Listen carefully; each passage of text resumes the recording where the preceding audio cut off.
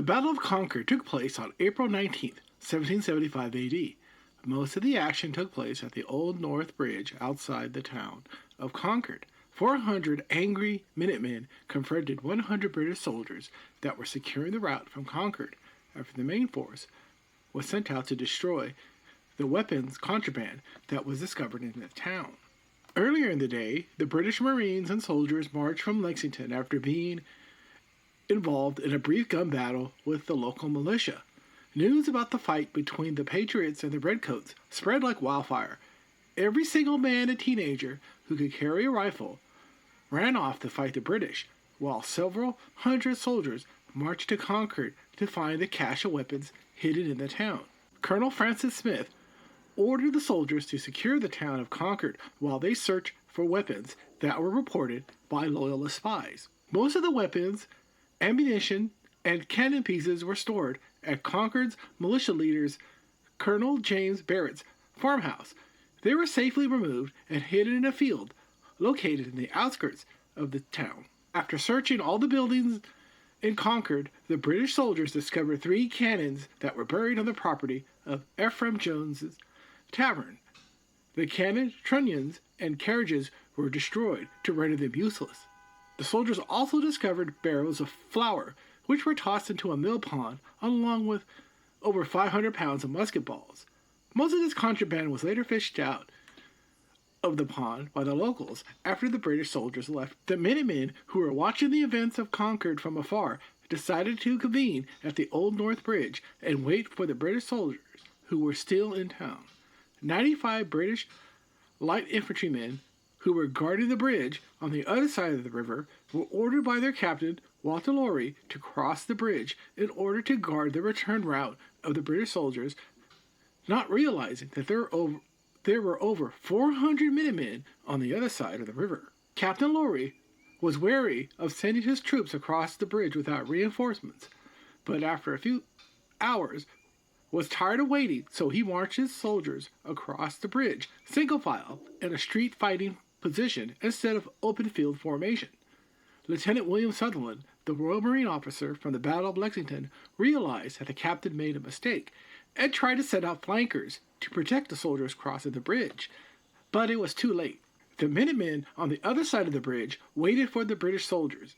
They were given orders to load their rifles and not to fire unless they were commanded to. The British soldiers saw the Minutemen lined up in formation on the other side of the bridge and panicked.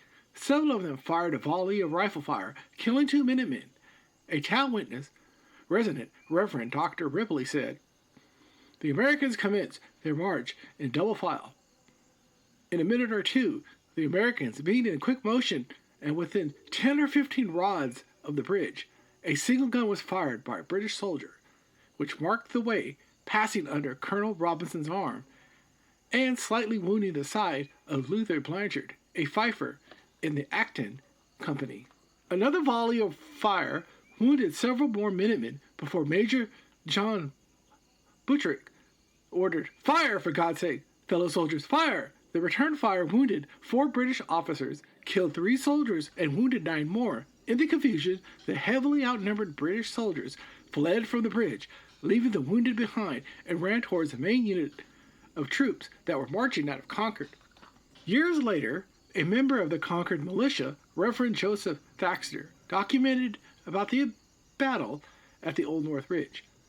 "I was an eyewitness to the following facts. The people of Westford and Acton, some few of Concord, were the first who faced the British at the Concord Bridge. The British had placed about 90 men as a guard at the North Bridge. We had then no certain information that any had been killed at Lexington. We saw the British making destruction in the town of Concord. It was proposed to advance to the bridge.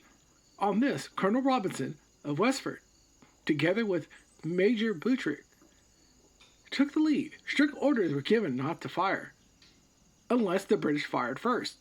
When they advanced about halfway on the causeway, the British fired 1 gun, a second, a third, and then the whole body. They killed Colonel Davis of Acton and Mr. Hosmer. Our people then fired over one another's heads, being in a long column 2 and 2. They killed 2 and wounded 11. Lieutenant Hawkstone said to be the greatest beauty of the British Army had his cheek so badly wounded that it disfigured him much, of which he bitterly complained. On this, the British fled and assembled on the hill, the north side of Concord, and dressed their wounded, and then began their retreat.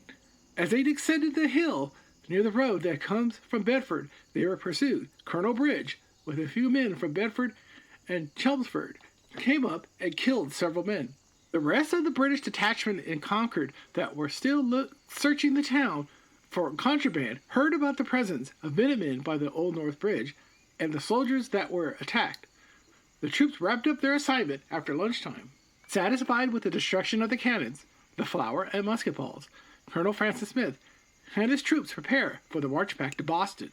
He was wary, however, of the growing presence of minutemen in the area, especially after his soldiers were attacked at the Old North Bridge.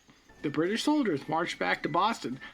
However, it will be a dangerous and deadly one, with hundreds of minutemen, farmers, and anyone old enough to shoot a rifle lined up along the road back, itching at a chance just to take a shot at the redcoats.